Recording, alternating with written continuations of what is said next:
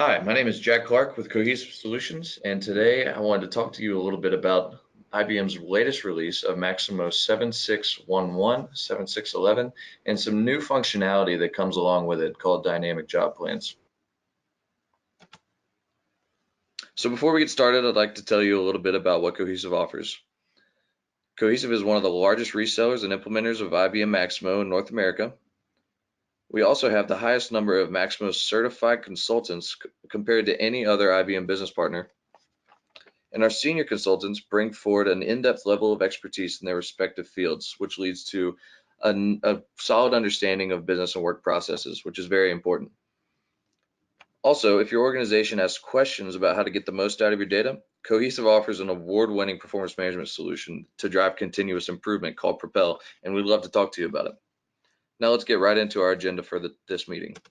We're going to go through the light configuration steps that are required to enable dynamic job plans in your environment. We're also going to highlight the differences between traditional job plans, referred to as static job plans, and dynamic job plans in the new Maximo 7.6.11. There are some inherent issues and roadblocks that traditional static job plans will cause an organization, and we will be going through both those roadblocks and the possible solutions that dynamic job plans can offer. So dynamic job plans center around the idea of scalable work and resources. There are different ways to calculate said work and resources, i.e. labor, materials, services, and tools. We'll be going through the different types of calculations today, as well as some real-world scenarios, applications, and the functionality within Maximo. So we will be going through some scenarios conceptually at first, and then take a deeper dive and do a demonstration in our own demo 7.6.11 environment. Let's get started. So first off, for your configuration steps, you'll want to go into your organization's application and your work order edit options. Check these checkboxes under dynamic job plan attribute, and you will have the first half of your configuration completed. Next, you will want to go into your system properties and change this value from 0 to 1. Then, when dynamic job plans are enabled, on your standard out-of-the-box job plans application, you should see both this checkbox and this small pane of dynamic job plans information with a couple of fields. And we'll go through those in greater depth towards the end of this presentation. So let's talk about traditional job plans and the inherent problems that they cause. Your traditional job plan library is a collection of templated pieces of work with predefined labors, materials, services, and tools, also known as resource requirements. Now, when you apply these static resources to a work order, you then have a static plans tab on your work order. The difference in the solution that dynamic job plans inherently create is a unitized benchmark piece of work. Now, before we get into the way that this work is applied to the work plan, let's talk about a quick value add that we can see as a company, Cohesive Solutions, already. So one administrative task of managing your job plan library is simply the sheer number of job plans that an organization can have based on similar maintenance activities with varying scopes or varying resource requirements or varying material requirements.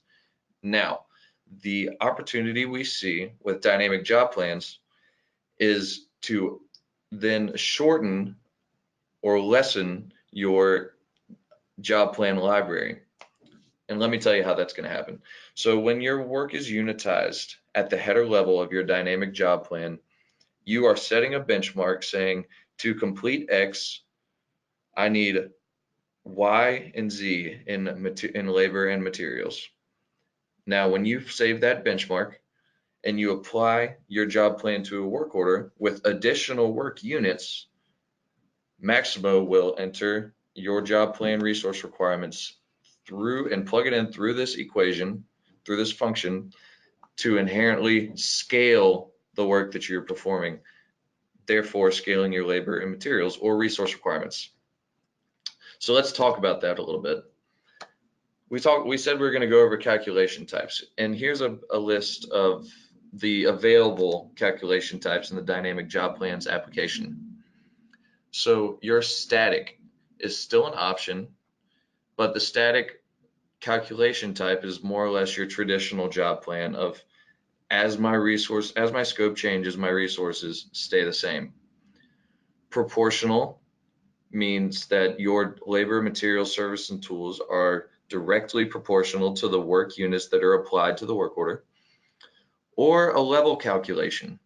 Now this one is interesting because while a proportional calculation scales at a constant rate, your level calculation will only scale when certain predefined thresholds in your work units are met. Those are going to be managed through a new application called the Resource Levels Management application, and we'll get into that a little later. Now, this application and new functionality in Maximo was designed kind of with linear assets in mind.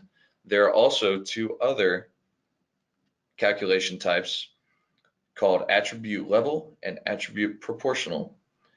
These are available for utilizing feature classes for scaling resource requirements. For example, if I'm working on a large span of a linear asset, different sections of that span may have different attributes which drive different resource requirements. Being able to apply these attributes to your dynamic job plan will scale based on the attribute instead of based on the entire work unit. One note worth talking about as well is that these different calculation types can be applied at different levels of the job plan. For example, the entire duration of the job plan may be a proportional calculation, or you may have different resource requirements, different labor lines that have different static, proportional, or level calculation types. And that can all happen within the same dynamic job plan. We'll get into that as well in our demo. So let's take a look at proportional calculations. Here's a little small, simple visual representation. As work units go up, resources, aka labor and materials, go up. It's really quite a simple method of looking at it. And now let's look at a scenario. So predefining labor and materials.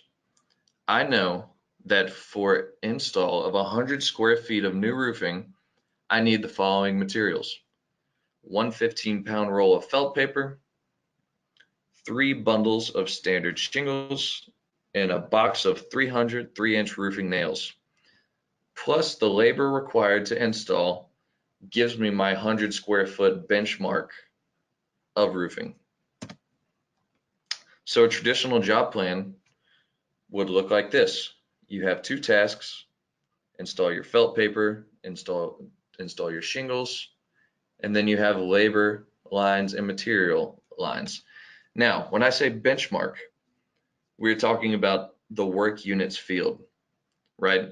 So when I apply a greater value in that work units field, this $134 total cost will be scaled proportionally based on the work units that I've applied. So scaling up and down based on work units with a unit of measure of square feet. So you can take a look at that table and see just a kind of a conceptual example of how we're going to look at it. Now, let's go into our demo environment in 7.6.11 and take a quick look. I'm going to go into my job plans application.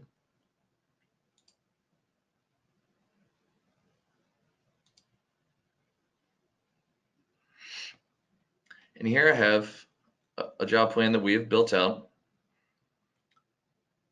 Over here you can see the work unit is 100 and the unit of measure is square feet. So one cool feature in dynamic job plans that you also get is the ability to simulate your dynamic job plan's resource requirements based on the work units. So let's see what that looks like. If I simulate my resource requirements for a 100 square foot roof, I get my benchmark calculation. My work unit is 100 square feet. Now, if I were to project resource requirements, for a 750 square foot roof, I can now see that my labor is multiplied by the total work units and divided by the original work unit, and as well as the material. So your item baseline benchmark item quantity is displayed here, and your calculated quantity based on your simulated total work units is displayed here. So let's see what this looks like on a work order.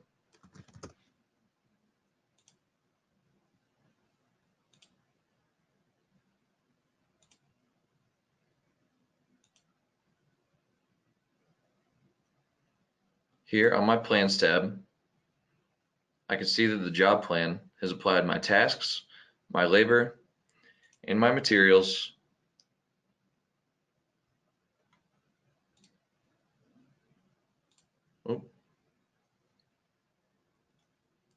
with a work unit of 750, because that is what I simulated at.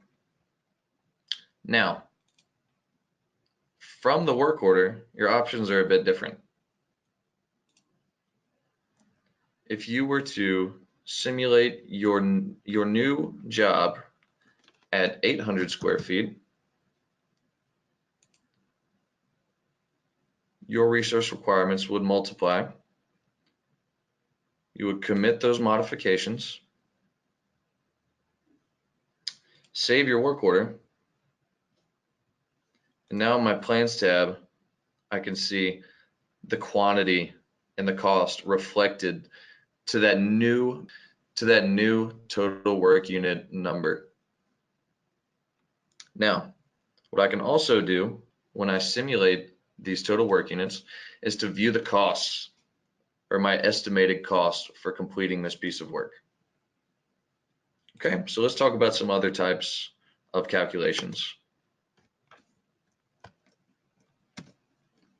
So job plans or tasks can also be calculated by the levels calculation.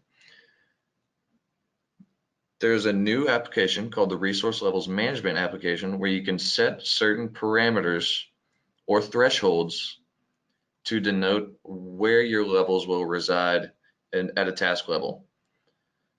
So for instance, we have a screenshot of an example here, and the level is 1001. We are adding a supervisor by quantity if the roof is bigger than 1000 square feet. So my first threshold is between 1000 and 1500 square feet. I will add one supervisor or foreman. My next level or threshold is between 1501 square feet and 2000 square feet. And I will have two supervisors for a job of that scope. Now, for our example, we're going to be looking at a work unit with a different unit of measure. Below, you can see a Boeing 747. These aircraft have 8 rear tires that may need to be replaced as routine maintenance. Now, what this dynamic job plan will do is allow us to scale between 1 tire and 8 tires without having to create a separate record in our library. And let me show you what I mean. The tires to be replaced in the rear could be either 1, 2 through 8. We know that our mechanical labor will scale proportionally based on the number of tires that we're replacing, but maybe our inspection labor takes the same amount of time per 2 tires. Let's see what that looks like in Maximo. In my job plans library, I'll select the job plan that we have prepared. Now you'll notice that my work unit on this particular dynamic job plan is 1, and the unit of measure is each. Now, as opposed to our proportional example where we're scaling by square feet, with this particular job plan, we are scaling by individual tires to be replaced. So our work unit can be one each. What this can do is eliminate the need for additional job plans in your library for different scopes of maintenance activities. Let's go take a look at our resource requirements. So we have 3 tasks here: remove and mount tires, balance and fill tires, and inspect tires. I also have a one-for-one relationship with my labor requirements to my tasks. Now, I expect that my aircraft mechanics labor will scale proportionally based on the number of tires. I also expect that for an inspection, I will only want to increase the level of effort every, let's say, 2 tires. Let's go in here to our resource levels management application and see what that looks like. So you can see in this object, you're defining start and end, the start and the end of certain thresholds where you step up your resource requirements. Okay. So for example, for 1 and 2 tires, I anticipate that my inspection will take 1 hour or less. Between 2 and 4 tires, I'd like to step that up to 2 hours. We'll double it. Maybe between 4 and 6 tires, since we're moving to the other side of the airplane, the aircraft, I will take an extra hour and a half, so 3.5 hours. Okay, so let's take a look at what this will look like as we simulate it. I will go to the Simulate Dynamic Job Plan functionality. And you'll see off the bat, I have a work unit of 1. Now remember, our unit of measure is each. So we have 1 tire represented in a work unit here. My baseline simulation, my calculated labor hours and my calculated materials should be the same as my estimated effort hours. So there you go. There are my benchmark values for changing out 1 tire on a Boeing 747. Now, say it's a foggy day on the airstrip and we have a couple of short landings and some people skid. We now have 2 tires that we need to replace on this aircraft. You can see that my aircraft mechanic labor hours increased while my inspector stayed the same. You'll also see that my materials have increased based on the tires that I'm replacing. Now, remember when we said that our first threshold was at 3 tires? Let's simulate that. And we can see now that our inspection labor hours will step up with the aircraft mechanic hours, but in a different unit of measure, right? So let's go up to 6 tires. Or you know what, let's go up to 4 tires just to show you, once again, the proportional scaling versus the level scaling. We haven't passed that threshold yet, but once we do, we have that multiplication reflected in our inspector's labor. Pretty powerful stuff you can do there. Being able to calculate labor and materials differently at a task level within the job plan is very cool, and we see a lot of potential applications here and are excited to get working with our clients on this new feature. Now you see I have a work unit of 1 each for this dynamic job plan. This can be applied not only through scalable maintenance activities, but we also saw an application for inspections. Let's take a look. So while my work unit is still 1 each, I only have 1 generic inspection task and duration specified on my resource requirements. I have 1 inspector, a quantity of 1 for 15 minutes at a rate of $19 an hour. So when I come in here to simulate, instead of editing my total work units, what I can do is add entries to the multiple asset locations and CI table much like you would a route.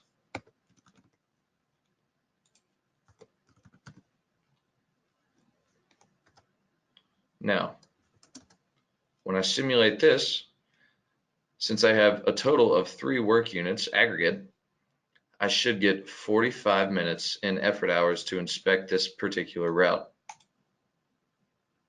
And there you have it. Let's take a look at this from a work order side.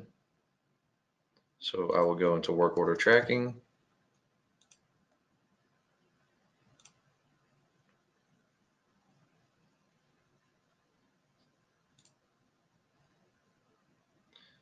And here's my inspection route for dynamic job plan, that work order that I've already set up. And what I've also already done is applied a route to this job plan. If I come down here to apply route,